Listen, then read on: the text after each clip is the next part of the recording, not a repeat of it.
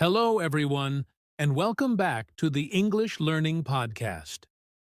I'm your host, Jason, and as always, I'm here to help you become more confident and fluent in English. Today, we're diving into a topic that I know many of you can relate to: how to speak English without fear. Learning a new language can be challenging, but fear doesn't have to hold you back. By the end of this episode, you'll have some practical tips and tools to overcome your fears and start speaking with confidence. Hi everyone, I'm Julia, your co-host for today. Jason is absolutely right. Fear is such a common barrier for English learners. But guess what? We've all been there. I've faced it too, and I'm excited to share some of my personal experiences and tips with you. So, if you've ever hesitated to speak because you're afraid of making mistakes, you're not alone, and you're in the right place. That's right, Julia.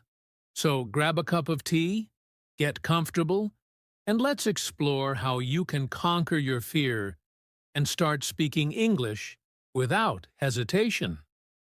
Ready? Let's get started. All right, let's start by talking about something many of us struggle with: fear when speaking English. Fear can show up in many ways. You might feel nervous about making mistakes, or you might worry that people will judge your accent or grammar.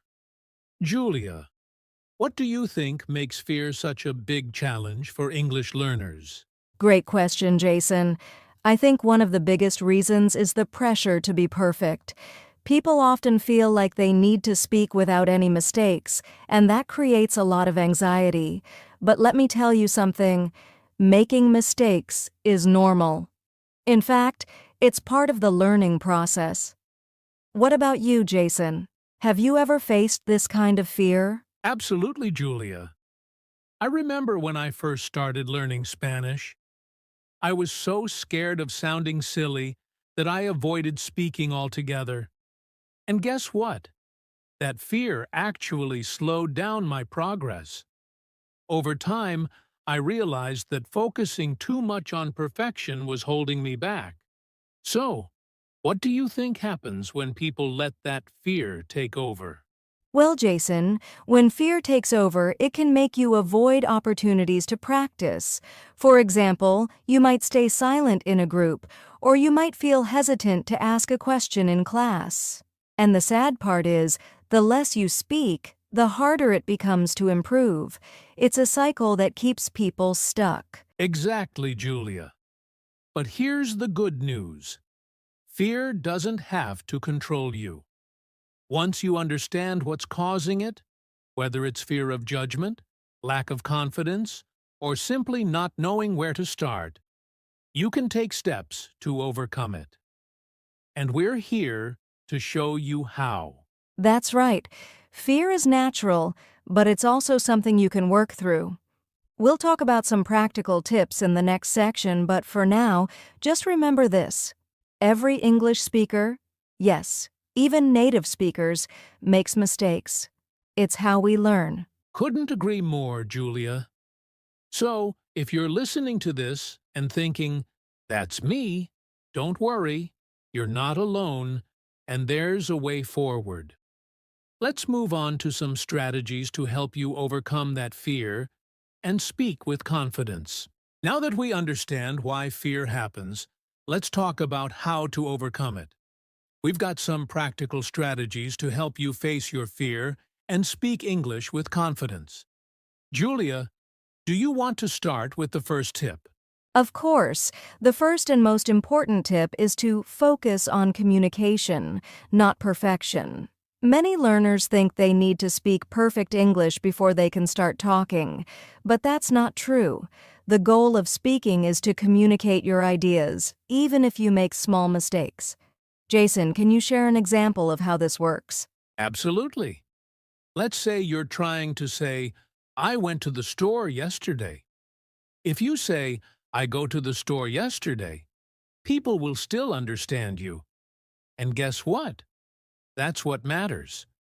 Don't let the fear of small grammar mistakes stop you from speaking. Exactly. Another great strategy is to start small. If you feel nervous about speaking, begin with short and simple sentences. For example, practice saying things like, "How are you?" or "Can you help me?" Once you feel comfortable with these, you can build up to longer conversations. What do you think, Jason? I think that's excellent advice, Julia. And here's another tip.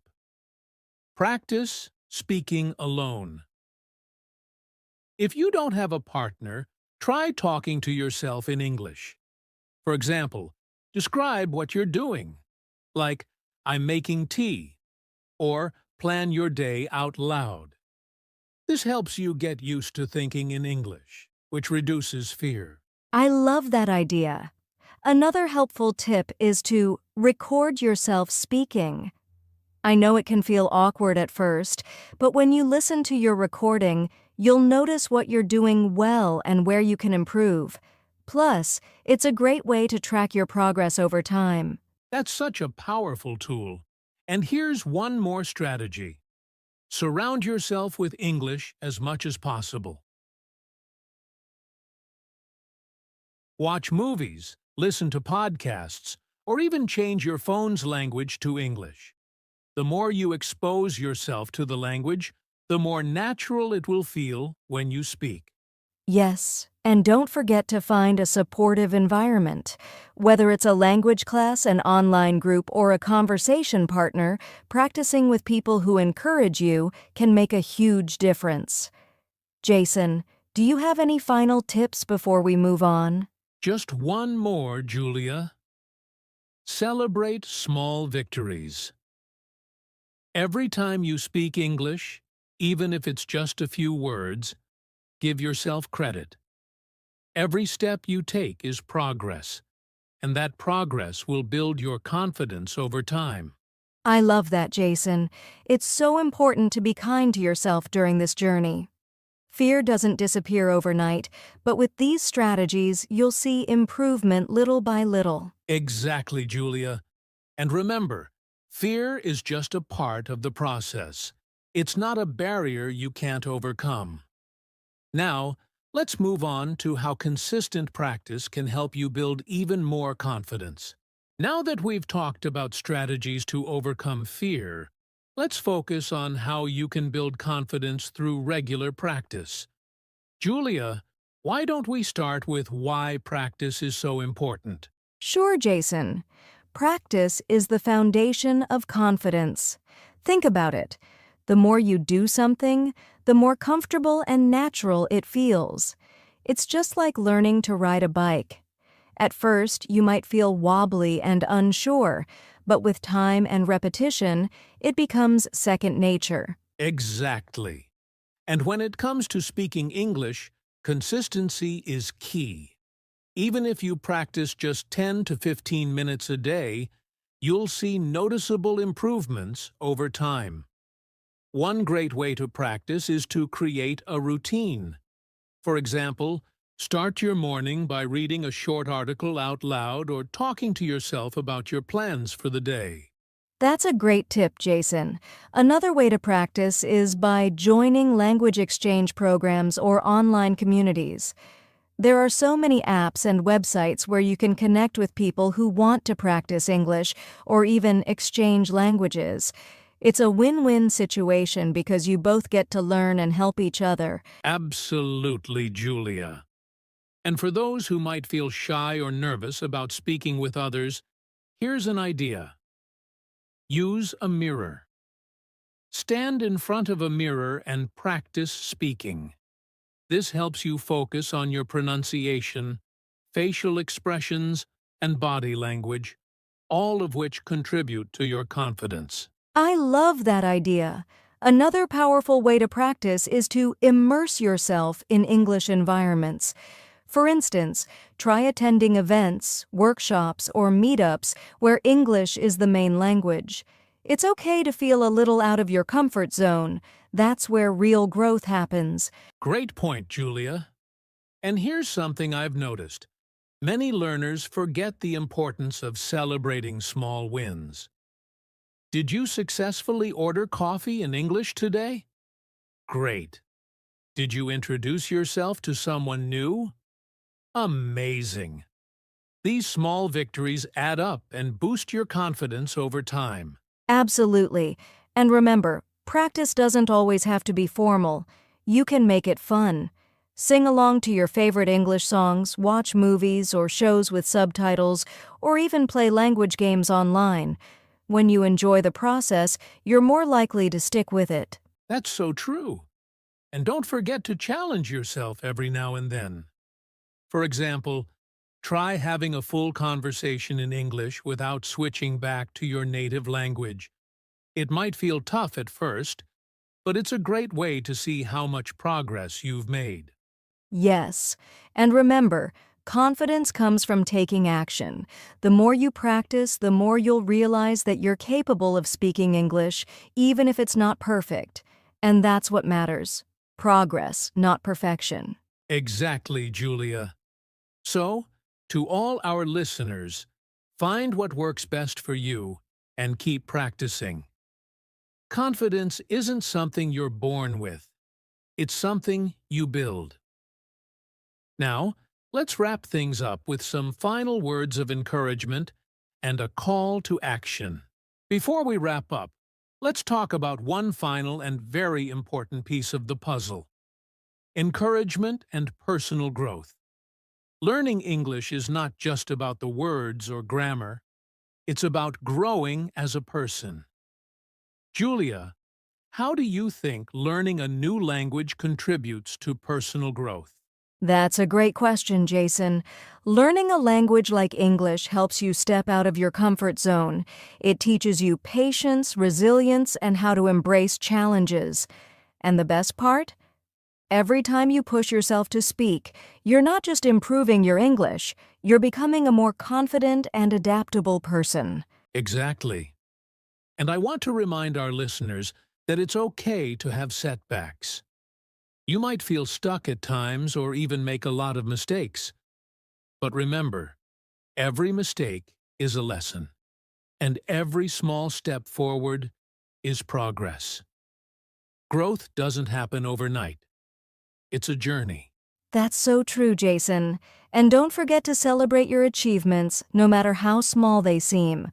Maybe you had your first conversation entirely in English, or maybe you learned a new phrase today. Every little victory is proof that you're improving. Absolutely, Julia. And one more thing, don't compare your progress to others. Everyone learns at their own pace, and that's okay. The most important thing is to keep going, even when it feels tough. You're doing something amazing by learning a new language. Yes, and always remember why you started learning English in the first place. Maybe it's for better opportunities to connect with people around the world, or simply to challenge yourself. Whatever your reason, keep it in mind and let it motivate you. Beautifully said, Julia. To all our listeners, you're capable of so much more than you think. Speaking English without fear might seem hard now, but with practice, patience, and the right mindset, you'll get there. Keep believing in yourself and never stop learning. And we're here to cheer you on every step of the way.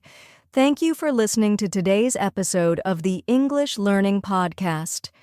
If you found this helpful, don't forget to share it with someone who might need a little encouragement. That's right.